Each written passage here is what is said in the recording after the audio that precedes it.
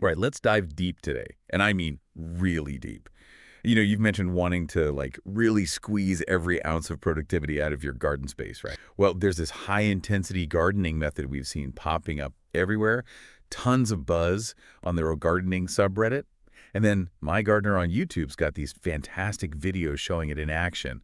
And it just seems right up your alley, really maximizing what you can grow. Oh, for sure. It's so cool to see like regular home gardeners just experimenting and sharing their experiences alongside someone like Maya Gardner who's, really honed this method. And that's what makes this deep dive so exciting. We get to break down what makes high intensity gardening work, figure out if it's something you could try, and see how it compares to all those other intensive gardening techniques out there. Okay, so high intensity. Right off the bat, the name itself kind of throws you a curveball. hmm You hear intensive, you hear high density thrown around all the time in gardening. But what's the high intensity thing all about? What makes it different? That's such a good place to start because, yeah, a lot of these methods are about cramming more into a smaller space. But high intensity, especially the way Maya Gardner explains it, is like a homegrown spin on those biointensive farming principles. Biointensive farming. Now, there's a term I haven't heard in a while. It's this whole system, focused on boosting how much you can grow while being super mindful of soil health and not wasting resources. What my gardener's doing is taking those core ideas and making them work for folks like us with regular backyard gardens. And the two big things that make it high intensity are planting things way closer together than you normally would and really obsessing over how fertile your soil is. Okay, I'm picturing this ultra close planting, but I need specifics. What's that look like, if I'm actually out there in the garden with my seeds? So think about this. You're planting your seeds, and instead of giving them all this space, you're putting them like half an inch apart, super close. And then the rows themselves are also only like 4 or 5 inches apart. The whole idea is to force them to grow upwards, to compete for light.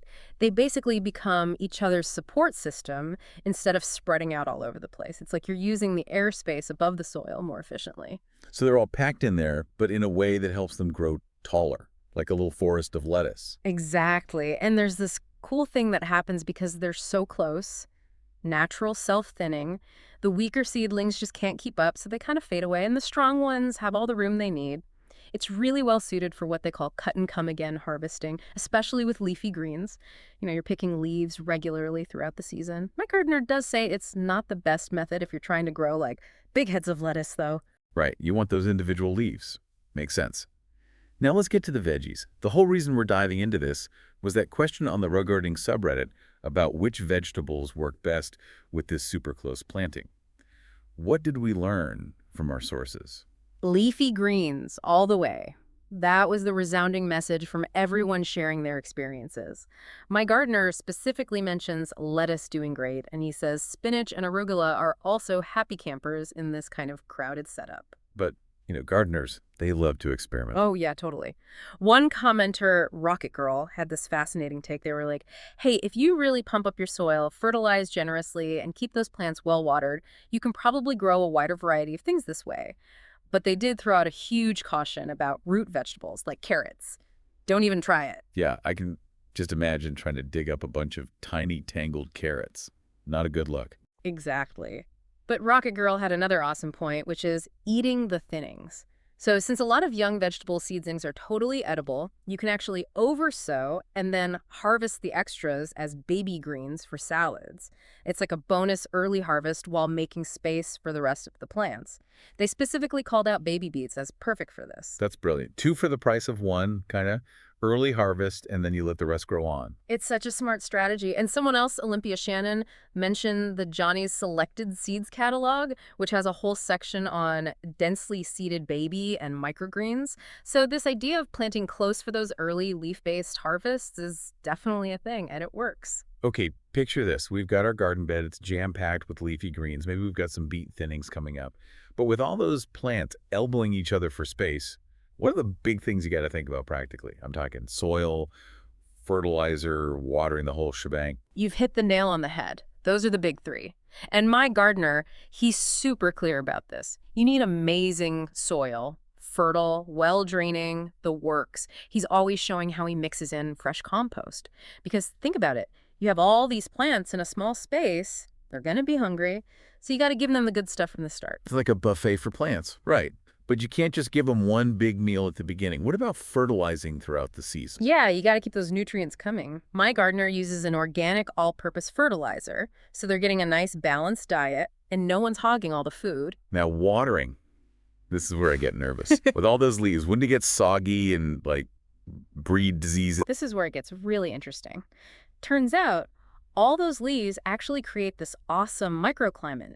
They shade the soil, so less water evaporates, and the roots stay cooly and more consistently moist.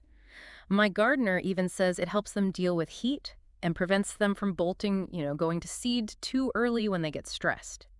He's all about core gardening techniques and watering by hand, but you can definitely use drip irrigation if that's your thing. It's like they're creating their own little umbrella down there. That's pretty neat. Yeah, it's one of the unexpected perks of planting things close together. We've got the theory, we've got the practical tips, but let's talk real-world results. The board gardening thread had people chiming in with their own successes and, some not-so-successful attempts. What were some of the big takeaways from their experiences? I love seeing what actually happens in people's gardens. Ricky found me had awesome results with lettuce planted in early spring, which, is exactly what my gardener recommends. But then there's a Livings one. They tried growing peppers super close together in containers, and it didn't go so well. Turns out there's a limit to how cozy peppers like to be, and they had more aphids, probably because the plants were stressed. So even though we're going for intensity, you can't just cram them in and hope for the best. Definitely not. And then Suck My Sock threw out a wild card. They use close planting to fight weeds. Their logic is, if a weed can sprout in that tight space, so can your veggies, and you basically choke out the weeds by giving them no room. I like that. A little garden warfare, outsmarting the weeds. It's a clever strategy, and shows that even if you're not doing high intensity by the book, close planting has other benefits. Oh, and back to lettuce for a sec. My gardener says you can actually grow heading varieties, like iceberg, this way, but you'd harvest the leaves, not the whole head.